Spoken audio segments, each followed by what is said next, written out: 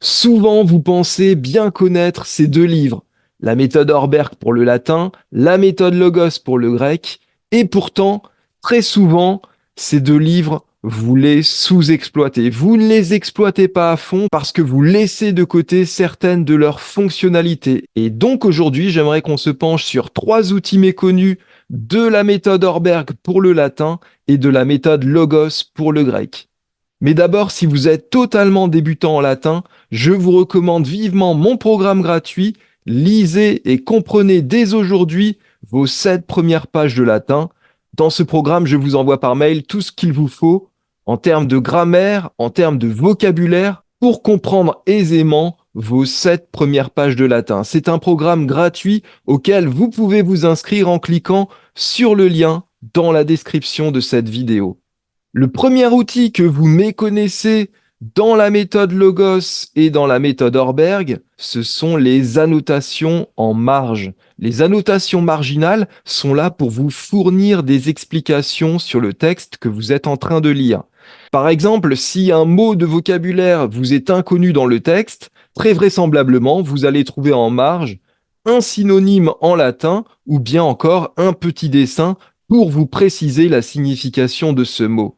Je crois qu'il ne se passe pas une semaine dans mes cours de latin et dans mes cours de grec sans que je réponde à une question d'un étudiant en disant « Regardez, c'est écrit en marge ». C'est que la plupart du temps, ils sont tellement focalisés sur le texte qu'ils sont en train de lire qu'ils ne décalent même pas leur regard d'1 ou 2 centimètres, ce qui leur permettrait d'apercevoir l'indication dont ils ont besoin.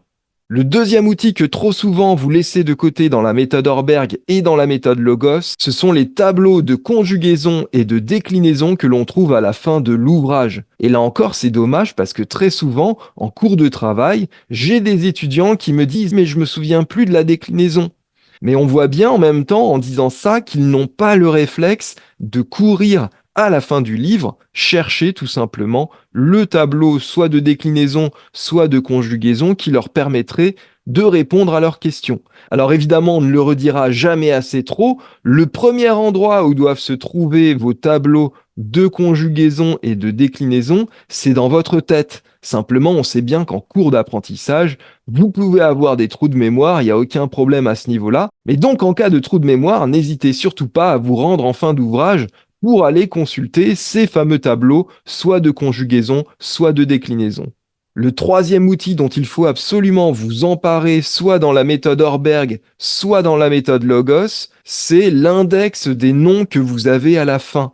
Autant, comme vous le savez, je ne suis pas favorable à une utilisation massive du dictionnaire, autant je vous recommande vivement cet index des mots. Pourquoi? Parce que c'est un dictionnaire intelligent qui ne vous renvoie pas à une définition froide, à une traduction théorique du mot dont vous ne vous rappelez plus, mais cet index va vous renvoyer au passage du livre où vous avez déjà croisé ce mot. Et donc, il vous renvoie au contexte dans lequel vous avez découvert ce mot. Et ça, c'est formidable parce que comme vous le savez déjà, si vous suivez cette chaîne, un mot de vocabulaire se retient d'autant mieux qu'il est pris dans un contexte.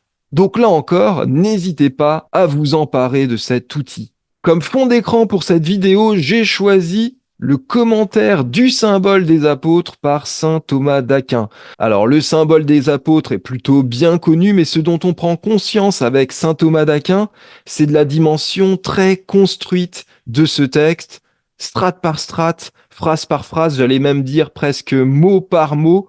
C'est un texte qui a été construit pour répondre à différentes objections, et en fait, saint Thomas d'Aquin épluche vraiment le texte pour nous dire ça répond à telle objection, ça répond à telle autre objection. Et donc, à travers ce texte, on a un aperçu des grands débats théologiques qui ont agité les premiers siècles du christianisme. Au niveau du style, c'est un texte médiéval, donc c'est vraiment un style assez simple à comprendre, ce qui d'ailleurs m'a permis de découvrir ce texte sans l'avoir sous les yeux, mais simplement en audiolivre en conduisant ma voiture. Donc si vous avez un niveau intermédiaire en latin, n'hésitez pas à vous lancer dans ce commentaire du symbole des apôtres. J'espère que cette vidéo vous a plu, j'espère qu'elle vous a intéressé et surtout qu'elle vous aidera à mieux vous emparer des différents outils que vous propose la méthode Horberg en latin et la méthode Logos en grec. Si c'est le cas, merci de mettre un petit pouce vers le haut. Merci également de vous abonner à la chaîne. Et puis, dites-moi en commentaire comment au quotidien vous utilisez ces deux méthodes pour progresser soit en latin, soit en grec. Je vous en remercie d'avance. À bientôt.